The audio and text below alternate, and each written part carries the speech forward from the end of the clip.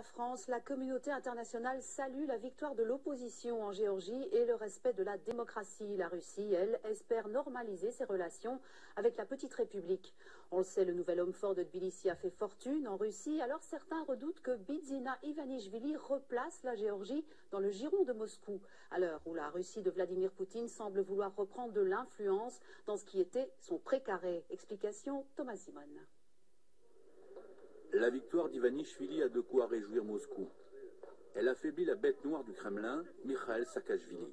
En 2003, le président géorgien avait mené la révolution des roses et prôné un rapprochement avec l'Union européenne et l'OTAN.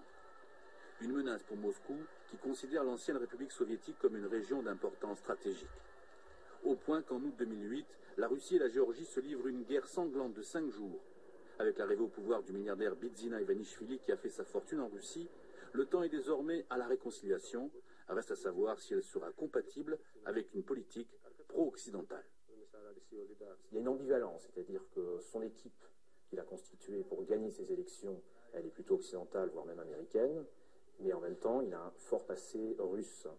Et on dit que ses actifs, il affirme avoir vendu la plupart de ses actifs qu'il avait en Russie, ont été cédés à des groupes proches de Vladimir Poutine. Donc on peut penser, et il a annoncé de toute façon, qu'il souhaitait un rapprochement avec la Russie, ou en tout cas une normalisation des relations qui pour l'instant sont exécrables.